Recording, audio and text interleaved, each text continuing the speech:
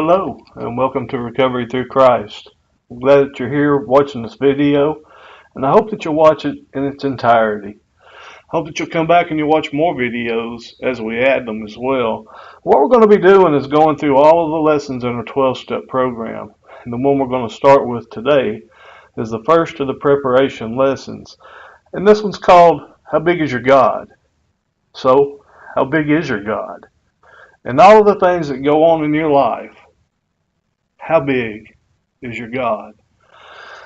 Whenever we look at the word recovery, to recover means, from a biblical perspective, is the power of one entity overcoming the power of another entity.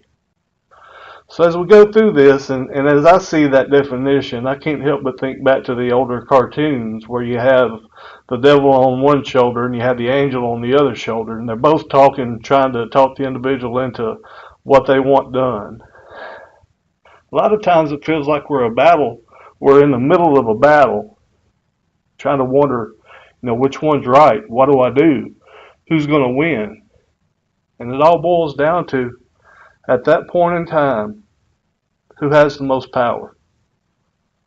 In everyday trials and tribulations in our lives, we do have this battle that is raging in our life. On one side we have God, and the other side we have Satan. And we do feel like we're stuck in between, wondering, who's going to win? Is it ever hard for you to determine who's winning? I know for me, it most definitely is. It's almost like we have this ultimate game of tug of war that's going on in our mind. For me, one of my issues is anger. One of my many issues is anger. And so whenever I'm having these moments, whenever someone makes me mad, whenever I feel that I have been hurt, the anger comes out. I have a choice at that time whether to see that individual as a soul or see that individual as one who has hurt me. And a lot of times that kind of determines how I'm going to treat that person. If I'm going to continue following them in my car or if I just let them go. We all have choices to make. We all have things that we have to decide to do. And as long as we're fighting for control, as long as we want to decide what's going to happen, Satan automatically wins. And we can't continue allowing that to happen. We have to allow God to win. Step one is admitting that we're powerless over our struggles, hardships, dysfunctions, and addictions, and that our lives become unmanageable. That's the first step to being able to understand who's really in charge, that God is. So we have to understand first that we are powerless, that our lives have become unmanageable. Even as God's children, it's possible for our lives to become unmanageable. You think back to Paul in Romans chapter 7 and verse 15. Here in this passage, what we see is Paul in a state of unmanageability. He says, "For what I'm doing, I do not understand. For I'm not practicing what I would like to do, but I'm doing the very thing I hate." We also have God's explanation of the unmanageability in our lives as we go to Galatians chapter 5 and verse 17. Here in this passage it says, "For the flesh sets its desire against the Spirit, and the Spirit against the flesh. For these are in opposition to one another, so that you may not do the thing that you please." So again, evidence of this battle, this war that we have raging within us. The good and the bad, they both pull at us, and the chaos and dysfunction are the result. Our reaction, my reaction, 9 times out of 10, it generally depends upon my ability to focus on God, the one who truly does have the most power. But all too often, what happens is we only see the fleshly side. We give in to the fleshly desires and the lies of the devil. Romans chapter 7 and verse 21 says, "I find in the principle, the law," some versions call it, "that evil is present in me." the one who wants to do good. In Galatians chapter 5, verse 19 and 20 through 21, it talks about the deeds of the flesh. And I want you to think about, what is a deed? A deed is something that we choose to do. The deeds of the flesh are evident, which are immorality, impurity, sensuality, idolatry, sorcery, enmities, strife, jealousy, outbursts of anger, disputes, dissensions, factions, envying, drunkenness, carousing, and things like these, of which I forewarn you, just as I have forewarned you, that those who practice such things will not inherit the kingdom of God. Now think about this for a minute. With that list of things that we just talked about, that we just read from the Bible, how many of those things have fit into your life at some point in time? Or how many of them still fit in your life now? So, whenever we think about these deeds being actions, being things we choose to do, well, they are that way until they become a habit. Until that habit forms into an addiction. We allow these things to overpower us.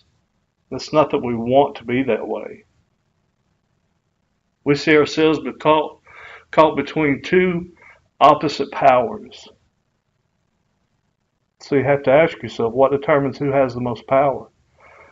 A lot of times it's, who's talking the loudest? For most of my life, what I've seen is the one who talks the loudest is Satan. He's the one who wants to be heard the most, because he needs to convince us more than God does. God we can see in our life every single day if we allow ourselves to. Satan has to convince us that he's there. Step 2 is we come to believe that God, a power greater than ourselves, could restore us to sanity and stability. Now think about that for just a second. We come to believe that God is a power greater than ourselves. We're starting to understand how out of control that we are. We come to believe that God is a power greater than ourselves and that He can restore us to sanity and stability. That tells us that we can't. The cycle that we get into in our lives, that we think that we can restore ourselves to sanity and stability. We think that we can give ourselves peace. We're going to keep doing the same thing over and over, expecting a different result every time. And it is absolute insanity. It doesn't mean that you're crazy. It just means that nothing is ever going to change as long as you keep in that same pattern. God can restore us to sanity and stability. He can allow us to see the lies that Satan whispers to us. And He can give us the voice and the power to make Satan leave. You ever thought about that? God can give us the voice and the power to make Satan leave. What keeps us from telling him to go? What happens whenever you do? I think all of us at some point in time have got to the point where we're just so fed up with what's going on that we just tell Satan, look, you've got to go. You've got to stop this. I'm done living this kind of life. And what happens? Things improve. Maybe if only for a few minutes. Maybe if only for a few days. But things improve as long as we can keep our focus right. James chapter 4 and verse 7 tells us to resist the devil. Now this resisting isn't just us being able to see whenever Satan comes at us. It isn't just saying, okay, I'm going to resist you. I'm going to resist you. I'm not going to give in. I'm not going to give in to all of the temptations that you have. That's not resisting. Have you ever seen anyone get taken in for resisting arrest through passivity? Usually whenever people get taken in for resisting arrest, it's because they're beating down an officer or something has happened and it's very traumatic. It's not peaceful. And what God is telling us is, I want you to resist the devil. I want you to push back. I want you to get in his face and tell him that he has no business doing what he's doing in your life. We have to understand that that ability is ours through God. We have to understand that. During the times that Satan comes and tempts me, I have the ability to tell him to go away. I can resist him. And whenever I do, it takes his power away. Whenever I do, he runs. Whenever I reinforce what I say with a prayer for God's help, the devil runs away every single time. So again, we have to ask ourselves, who has the most power? Look, you have the ability to take control of your life, but it's not on your own power. It's not through your own control. It's through God's. Mark chapter 3, verse 25 through 27 says, if a house is divided against itself, that house will not be able to stand. If Satan has risen up against himself and is divided, he cannot stand, but he is finished. No one can enter the strong man's house and plunder his property unless he first binds the strong man, and then he'll plunder his house. So what you need to understand is God has the power to bind Satan. And he has binded him. He has subdued him. What we have to understand that in our life, before the devil can be binded in our life, we have to come to believe that God has a power greater than ourselves. And that he and only he can restore us to sanity and stability. He holds that power. We don't. We admit that we by ourselves are powerless over our struggles, our hardships, our dysfunctions, and our addictions. And that our lives have become unmanageable. But with Christ, there is nothing at all that is holding us back. So once again, how big is your God?